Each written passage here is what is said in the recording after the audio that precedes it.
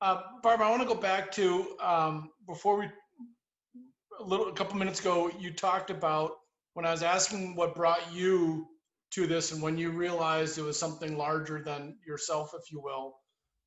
You mentioned that something clicked in you. And do you remember what I was talking about, or did the moment get lost already? When I was talking about conflict resolution. Yeah. What clicked? Well, my modus operandi in conflict was to mostly blame everybody else. And so when the idea was introduced at this point, now I had met Teresa the May before, Lily came in the fall, then we this, and then we started doing the group. So we're into this now. We're hooked on it. We're in this, that, wait, your part is inside you. It begins in you. And I remember that statement having such an impact, because now when I would go off and get in a conflict and my knee-jerk reaction was to blame someone else, I had to stop and think about what does this really mean? What does that actually mean, that it begins within me? Because I'm not doing all those things that those people are doing, or so I thought. So it began this revolutionary way of looking at it, and I mean revolving the focus off of the outer world and onto me, which, as Lily's been saying, I think even if you're doing that in that context where now I have to own up my own conflicts, it's still about me. Finally, it's about me, not them. And that was, again, addicting for me to go in and see what that really meant. And I remember the first time I had brought to the girls, was having this conflict with our then manager, and she had been lying to me, lying. And in order to revolve that back into me, it's like, she's a liar. I am a liar. Where am I lying to myself? And the short answer was, how many times does a person have to lie to you for you to start saying no to them? But every time you say yes, and then they lie to you again, and you act like it's this big surprise. Oh my God, she lied to me. Well, she's a known liar. So where am I lying? And that kind of really hard work was made way easier in this triad.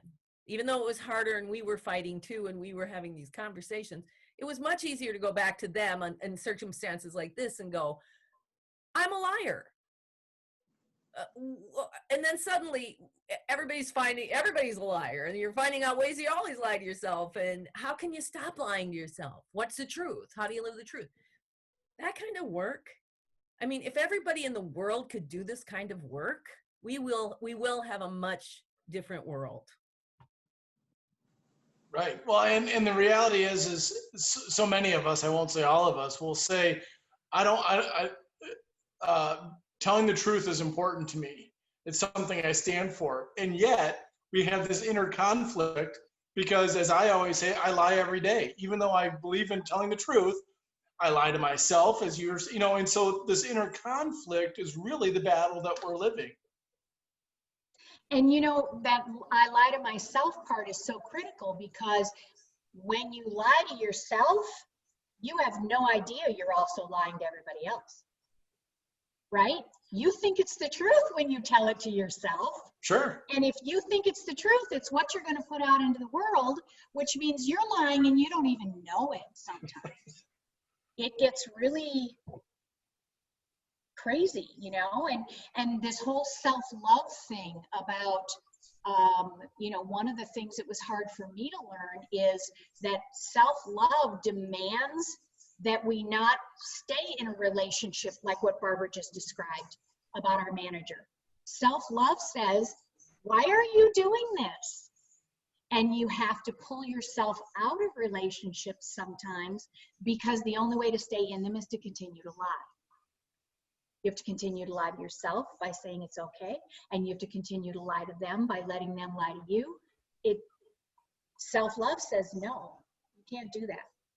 You have to pull out of this. You have to step back at least. So Teresa, let me ask you this: with self-love and your struggle with being in conflict, or maybe your past struggle with being in conflict at this time period, what was the inner struggle for you in this as you do the self-awareness and self-love? I mean, again, being kind of wanting to retract from conflict, I would think that that's really easy to say, well, Barb and Teresa, or I'm sorry, Barb and Lily, you go on, I'll be over here, and not pull yourself into it for a while. Was there a turning point for you? I can't think of a specific event that I would call a turning point, but I did not like conflict either. And my MO was to just go away from it, go away by myself, whatever, and get away from it and not participate and not have an opinion and not, I spent most of my life as a people pleaser and with a deflated sense of self in my ego that where I thought, I took everything so personally. Everything anybody said or did was a personal affront to me. And as a way, my ego translated people's actions and words as a way to keep me less than, not good enough. So I wasn't a fight back person. But I can't think of a specific event where it changed. I think, again, it was just through all the work that we all did together. And so as a compassionate, then what does self-love mean to you today? It means that I take better care of myself. It means that I don't take things personally anymore. I give myself permission to get away from people when I need to, but I rarely need to anymore, or if I do, it's quiet, just because if it's somebody that's just, loud and whatever, just, I'm like, yep, no, that's some energy that I don't need in my life, negative, whatever it is, right? I can just quietly remove myself, but it's changed my life. I don't make myself responsible for everybody's happiness anymore. I let them be where they are on their path too. And that's a miracle. All of that is a complete miracle from the person that I was. And one of the things that the angels told us was that when you take away the external object of anyone's perceived anger, conflict, if you stop being in conflict with, all that person is left with is their own conflict. And I think that's what happened to all of us, was that it started out to where we would have these conflicts and we'd be together, but then when we started to sort of blow ourselves up and go, when Lily left, she didn't leave the conflict. Right. When I left, I didn't leave the conflict. And so years and years later, to look back and see that that brilliant idea that if you remove the conflict, the externals, you're left with what is internally in need. And then we could start to address what those things were. And what I wanted to say was, so me as a visionary, great articulate vision in the future, what helped resolve my conflicts and helped me find self-love was to become more of a compassion and to become more of honoring and articulating what I need, and then dealing with it in compassion.